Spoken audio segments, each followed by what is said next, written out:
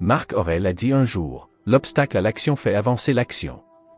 Ce qui fait obstacle devient le chemin. » Aujourd'hui, nous explorons la perspective du stoïcisme sur la croissance personnelle. Nous plongeons dans les 7 ennemis qui nous défient, mais nous enseignent également de précieuses leçons. Restez à l'écoute jusqu'à la fin pour une pratique stoïcienne spéciale qui peut transformer ces obstacles en tremplin pour votre parcours de développement personnel. Avant de commencer, j'apprécierais si vous avez aimé la vidéo afin que vous puissiez m'aider à continuer à diffuser la philosophie stoïcienne. Si vous n'êtes pas abonné, je vous recommande de vous abonner et d'activer la cloche pour ne manquer aucune vidéo. Ennemi numéro 1, la complaisance. La complaisance est un ennemi subtil mais redoutable qui s'insinue souvent quand on s'y attend le moins. Dans le domaine du stoïcisme, il est considéré comme un obstacle à la croissance et au développement personnel. Il ne s'agit pas d'une insatisfaction constante à l'égard de l'endroit où nous sommes. Il s'agit plutôt de reconnaître le potentiel de croissance dans chaque situation. Imaginez que vous occupez le même poste depuis plusieurs années. Vous êtes à l'aise, le travail vous est familier et il n'y a pas de défi immédiat qui vous pousse à grandir. C'est là que la complaisance peut s'installer. C'est comme si vous étiez assis dans un fauteuil douillet si confortable que vous ne voudrez plus jamais le quitter. Mais juste à l'extérieur de la porte se trouve un monde plein d'opportunités qui n'attendent que vous pour vous engager et vous engager. C'est là que la sagesse de Sénèque entre en jeu. Il a dit, « Ce n'est pas parce que les choses sont difficiles que nous n'osons pas. C'est parce que nous n'osons pas que les choses sont difficiles. » Cela signifie que la zone de confort dans laquelle nous nous trouvons, bien que nous soyons en sécurité, nous empêche souvent d'accomplir de plus grandes choses. La difficulté ne réside pas dans la tâche qui nous attend, mais dans notre hésitation à faire le premier pas. Pensez maintenant à votre propre vie. Peut-être avez-vous pensé à apprendre une nouvelle compétence ou à commencer un projet parallèle. Les premières étapes peuvent sembler intimidantes, mais c'est la complaisance qui parle. L'approche stoïcienne serait d'embrasser ce défi, en reconnaissant que la croissance et l'inconfort vont souvent de pair. Un autre aspect pratique de la lutte contre la complaisance est dans nos relations personnelles. Il est facile de prendre les relations à long terme pour acquises, tombant dans un schéma de prévisibilité et de routine. Ici, le stoïcisme nous enseigne la valeur de l'effort continu et du renouvellement dans les relations. Il s'agit de briser le cycle du confort pour explorer de nouvelles façons de se connecter et de se comprendre. La lutte contre la complaisance est aussi notre pratique quotidienne. C'est choisir de se réveiller chaque matin avec l'intention d'être meilleur que vous ne l'étiez hier. Il s'agit de se fixer des objectifs, aussi petits soient-ils, et de prendre des mesures cohérentes pour les atteindre. Cela peut signifier choisir un projet stimulant au travail, ou même simplement consacrer du temps chaque jour à un passe-temps ou à un intérêt personnel. Essentiellement, surmonter la complaisance consiste à oser sortir de la zone de confort et à embrasser le potentiel de croissance qui se trouve juste au-delà. N'oubliez pas, comme Sénèque l'a laissé entendre, que les plus grands défis sont souvent ceux que nous n'avons pas encore eu le courage d'affronter. Alors, demandez-vous, qu'avez-vous évité parce que cela semble difficile? C'est peut-être votre prochaine opportunité de croissance. Ennemi numéro 2, le désir de validation externe. Le désir de validation externe est un aspect profondément enraciné de la nature humaine. Dans le contexte du stoïcisme, ce désir d'approbation et de reconnaissance de la part des autres est considéré comme un obstacle important à l'épanouissement et à la croissance personnelle. Le stoïcisme nous apprend à nous concentrer sur nos valeurs et nos jugements internes plutôt que de chercher la validation de sources externes. Considérez le lieu de travail moderne. C'est un scénario courant où l'on peut constamment rechercher l'approbation ou la reconnaissance de ses collègues ou de ses supérieurs. Cela peut se manifester par le fait de toujours vouloir des commentaires positifs, d'avoir besoin d'être sous les feux de la rampe pendant les réunions ou de se sentir découragé lorsque le travail de quelqu'un d'autre est loué. Bien que la reconnaissance soit importante, une dépendance excessive à son égard peut conduire à un sentiment fragile d'estime de soi, où votre bonheur et votre sentiment d'accomplissement sont dictés par les opinions des autres. Cela me rappelle une citation puissante d'Épictète. Si vous liez votre bien-être à l'opinion des autres, vous n'avez plus le contrôle.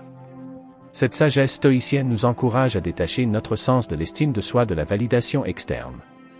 Il ne s'agit pas de ne pas tenir compte des commentaires ou de la reconnaissance, mais de ne pas les laisser définir votre estime de soi. Considérons maintenant le monde des médias sociaux, qui peut être un champ de bataille pour ceux qui recherchent une validation externe. Chaque like, commentaire et partage peut devenir une mesure de valeur personnelle. Il est facile de tomber dans le piège de mesurer votre valeur par le nombre de followers ou de likes que vous avez. Mais le stoïcisme nous enseigne que la vraie valeur vient de la façon dont nous alignons nos actions sur nos valeurs, et non de l'approbation fugace et souvent superficielle de la foule en ligne.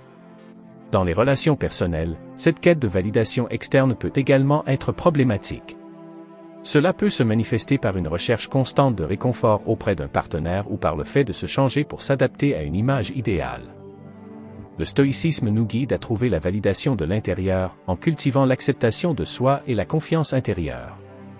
Alors, comment lutter contre ce désir de validation externe? Cela commence par la conscience de soi. Reconnaissez quand vous cherchez une approbation externe et demandez-vous pourquoi. Réfléchissez à vos valeurs et à la question de savoir si vos actions sont alignées avec elles.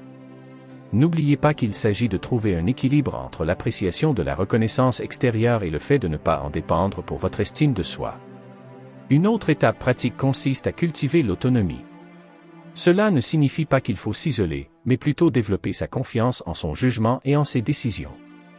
Il s'agit d'être à l'aise avec qui vous êtes, indépendamment de l'opinion des autres.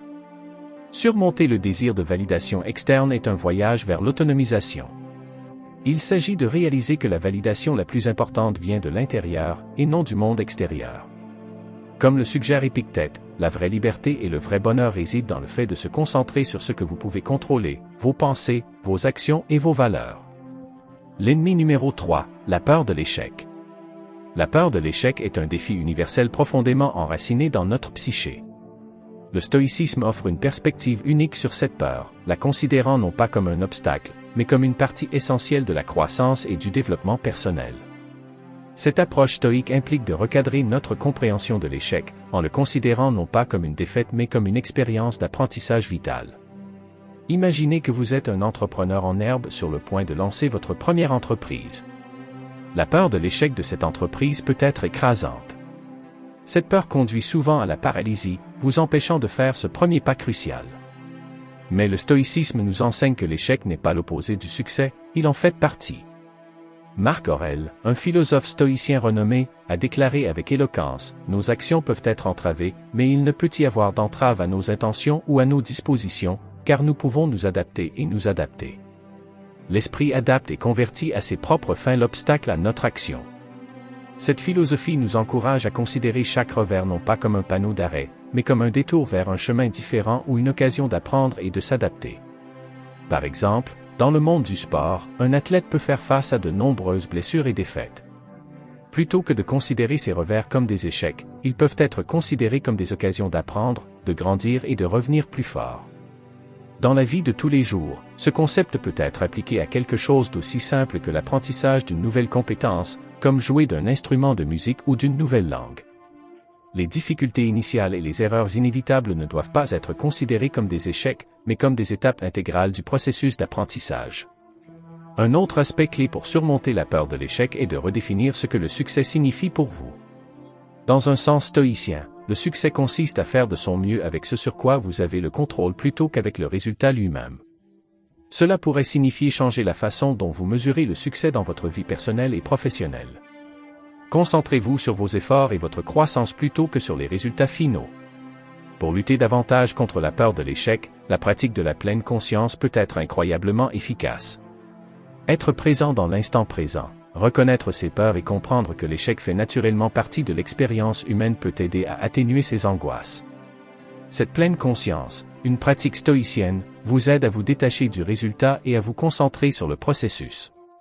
En fin de compte, surmonter la peur de l'échec consiste à l'accepter en tant qu'enseignant. Il s'agit de comprendre que chaque tentative, réussie ou non, enrichit votre expérience et votre sagesse. Comme le suggère Marc Aurèle, ce ne sont pas les événements eux-mêmes qui nous dérangent, mais notre interprétation de leur signification. En changeant notre perspective sur l'échec, nous pouvons nous libérer de sa peur et ouvrir un monde de possibilités de croissance personnelle. Dans le monde trépidant d'aujourd'hui, l'attrait des plaisirs à court terme est plus fort que jamais. Cela peut se manifester sous une myriade de formes, du visionnage excessif de séries télévisées à l'abus de malbouffe. Le stoïcisme, cependant, offre un contre-récit convaincant à cette tendance. Mettre l'accent sur l'importance de l'autodiscipline et de la recherche de la satisfaction à long terme plutôt que des plaisirs éphémères. Prenons le phénomène des achats impulsifs. C'est un samedi typique, et vous vous retrouvez à faire défiler les sites d'achat en ligne. L'excitation d'acheter quelque chose de nouveau est indéniable, et la facilité de quelques clics le rend trop tentant.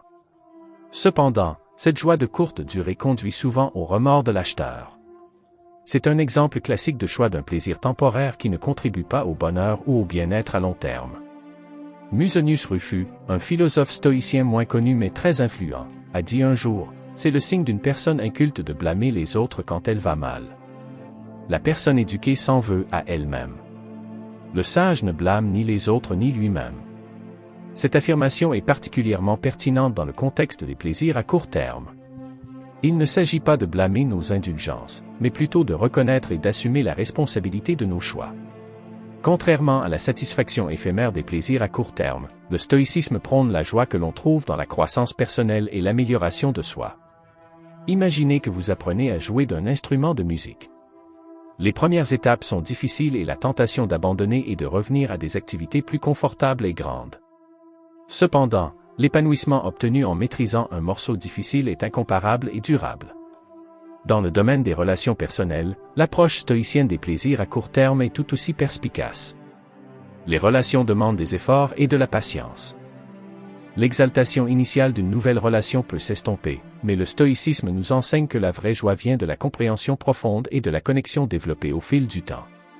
Pour intégrer ce principe stoïcien dans la vie quotidienne, envisagez de vous fixer des objectifs à long terme et de réfléchir à la façon dont vos actions quotidiennes s'alignent sur ces objectifs. Il s'agit de faire des choix conscients qui contribuent à ces objectifs, plutôt que d'être influencés par l'attrait des gratifications à court terme. De plus, la pratique de la pleine conscience peut aider à identifier les moments où vous êtes tenté par des plaisirs à court terme et vous rappeler vos aspirations à long terme. Il s'agit d'être présent au moment présent et de faire des choix qui s'alignent avec vos valeurs profondes. Surmonter la tentation des plaisirs à court terme est un voyage vers l'autodiscipline et l'épanouissement à long terme. Comme le suggère Musonius Rufus, il s'agit d'assumer la responsabilité de nos choix et de nous concentrer sur ce qui apporte vraiment un bonheur durable et une croissance personnelle. Ce faisant, nous pouvons cultiver une vie qui n'est pas seulement épanouissante sur le moment, mais aussi significative à long terme. Enmino.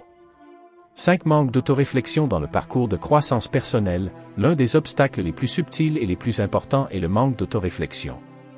C'est comme si on naviguait sur un navire en mer sans jamais vérifier sa boussole ou sa position. Le stoïcisme, qui met l'accent sur la sagesse et la vertu, considère l'autoréflexion comme une pierre angulaire du développement personnel.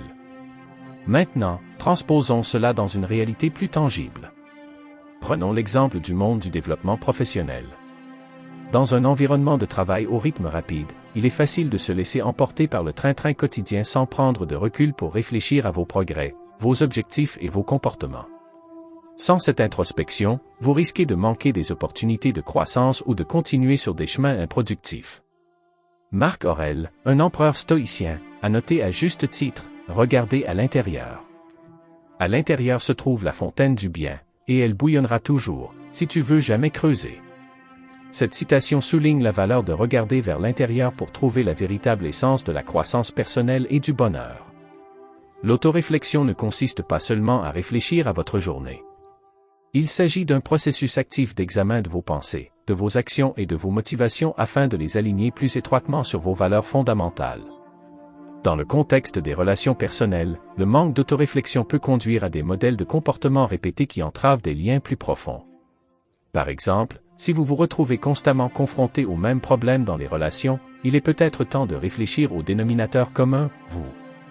Il ne s'agit pas de se blâmer soi-même, mais de comprendre votre rôle dans ces dynamiques et d'en tirer des leçons. Une méthode pratique pour intégrer l'autoréflexion dans votre routine quotidienne est de tenir un journal. Il n'est pas nécessaire que ce soit un long processus, même quelques minutes chaque jour pour noter vos pensées, vos expériences et vos sentiments peuvent faire une différence significative. Cette pratique peut vous aider à identifier des modèles dans vos pensées et vos comportements, ce qui conduit à une plus grande conscience de soi et à une plus grande croissance. De plus, la méditation peut être un outil puissant pour l'autoréflexion. Il vous permet de calmer l'esprit et de vous concentrer sur l'intérieur, offrant une clarté et une perspicacité qui pourraient être négligées dans l'agitation de la vie quotidienne. En substance, le manque d'autoréflexion est un ennemi redoutable de la croissance personnelle, car il nous empêche de vraiment nous comprendre et de comprendre notre place dans le monde. Comme le suggère Marc Aurèle, le voyage intérieur est l'endroit où nous trouvons la source du bien, la source de la sagesse, de la vertu et de la croissance personnelle. En cultivant l'habitude de l'introspection, nous pouvons naviguer dans la vie avec plus de conscience, de but et d'épanouissement. L'ennemi numéro 6, résistant au changement. Résister au changement est une tendance humaine naturelle, mais elle constitue un obstacle important à la croissance et au développement personnel. Le stoïcisme, qui met l'accent sur l'acceptation de la réalité et la culture de la résilience, offre une perspective profonde sur la gestion du changement. Cette philosophie nous encourage à voir le défi non pas comme un ennemi, mais comme un aspect inévitable et souvent bénéfique de la vie. Pour illustrer cela, intéressons-nous à la sphère professionnelle. Imaginez que vous êtes à l'aise dans votre poste actuel, mais qu'il y a une opportunité pour une promotion qui nécessiterait l'apprentissage de nouvelles compétences et sortir de votre zone de confort. La perspective d'un changement peut être intimidante et vous amener à résister et à rester dans votre rôle actuel. Cependant, cette résistance au changement limite votre croissance professionnelle et l'expansion de vos capacités. Héraclite, un philosophe présocratique dont les idées ont influencé le stoïcisme, a dit « Le changement est la seule constante dans la vie ». Cela met en évidence la croyance stoïcienne selon laquelle le changement n'est pas seulement inévitable, mais aussi une partie fondamentale de notre existence. En résistant au changement, nous nous privons de la possibilité de grandir et d'évoluer. Dans la vie de tous les jours, le changement peut être aussi simple qu'un changement de routine ou aussi important que de déménager dans une nouvelle ville ou de commencer une nouvelle relation. La résistance provient souvent de la peur de l'inconnu ou de l'attachement au confort et à la familiarité. Cependant, chaque changement apporte avec lui de nouvelles opportunités et expériences qui contribuent à notre croissance personnelle et à notre compréhension du monde. Pour intégrer cette approche stoïcienne dans votre vie, commencez par reconnaître votre résistance au changement. Comprenez que cette résistance est souvent enracinée dans la peur et l'incertitude. Réfléchissez aux changements passés dans votre vie et à la façon dont ils ont conduit à la croissance personnelle et à de nouvelles opportunités. Cela peut vous aider à changer progressivement de perspective sur le changement. Une autre étape pratique consiste à vous mettre activement dans des situations où vous devez vous adapter. Cela peut être aussi simple que de changer votre routine quotidienne ou de vous lancer dans un nouveau passe-temps. Ces expériences renforcent la résilience et la flexibilité, des qualités essentielles à l'épanouissement personnel.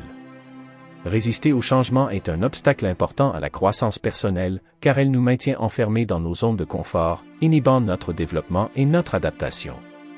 Comme le sous-entend Héraclite, le changement n'est pas seulement une partie de la vie, mais l'essence de celle-ci.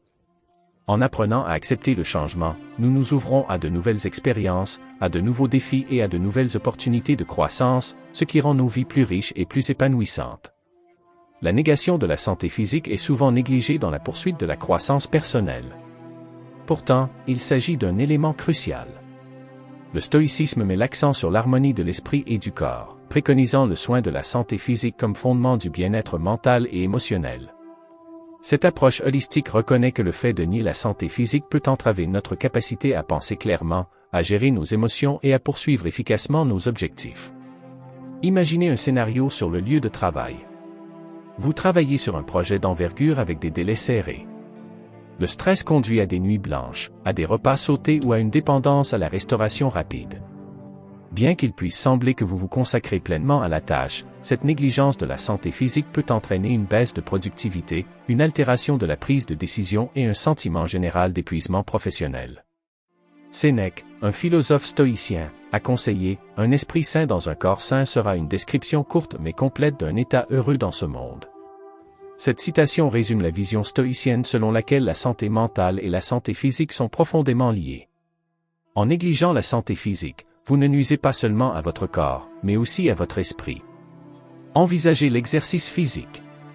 L'activité physique régulière ne consiste pas seulement à rester en forme ou à bien paraître. Il s'agit de maintenir un niveau de santé physique qui favorise la clarté mentale et la stabilité émotionnelle. Il a été démontré que l'exercice réduit le stress, améliore l'humeur et stimule les fonctions cognitives, ce qui est essentiel à la croissance personnelle.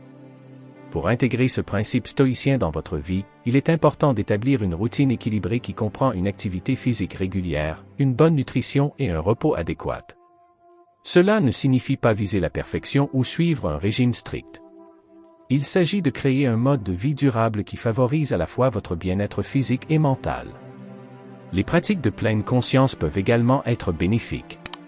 Être attentif à votre santé physique implique d'être à l'écoute des besoins de votre corps, qu'il s'agisse de repos, de nutrition ou de mouvement. Cette prise de conscience vous aide à faire des choix qui sont en harmonie avec votre santé et votre bien-être général. En résumé, négliger la santé physique est un ennemi important de la croissance personnelle, car cela sape le fondement même sur lequel repose notre bien-être mental et physique. Comme le suggère Sénèque, un corps sain contribue à un esprit sain, créant un état d'équilibre essentiel au développement personnel et au bonheur. En donnant la priorité à votre santé physique, vous ne prenez pas seulement soin de votre corps, mais vous nourrissez également votre capacité de croissance, de résilience et d'épanouissement. Merci de vous joindre à moi dans ce voyage à travers le paysage complexe de l'amélioration de soi et de la philosophie stoïcienne. Comme promis précédemment, plongeons dans une pratique stoïcienne puissante qui pourrait vous aider dans votre croissance personnelle, la réflexion du soir. Chaque soir, prenez quelques instants pour réfléchir à votre journée. Posez-vous 3 questions clés. Qu'est-ce que j'ai bien fait aujourd'hui? Où ai-je faibli? Qu'est-ce que je peux améliorer demain? Cette pratique aide à cultiver la conscience de soi et à aligner vos actions sur vos valeurs stoïciennes fondamentales. J'aimerais savoir ce que vous pensez de cette vidéo. Quels autres ennemis du développement personnel avez-vous rencontrés? Partagez vos expériences et vos idées dans les commentaires ci-dessous. Vous pouvez maintenant rejoindre notre communauté exclusive Stoic Bon. Il s'agit d'une multitude d'avantages conçus pour améliorer votre voyage avec nous. Vous recevrez des réponses prioritaires à vos commentaires, ce qui vous permettra de faire entendre votre voix plus fort et plus clairement. Vous serez reconnu par un badge de membre spécial fièrement affiché à côté de votre nom. Je veux aussi prendre un moment pour exprimer mon cœur. C'est la clé de votre cheminement vers l'amélioration personnelle. Continuez à défier la complaisance, à rechercher une validation interne, à accepter le changement et à prendre soin de vous-même. La croissance personnelle est une aventure continue. Embrassez-le avec la sagesse du stoïcisme.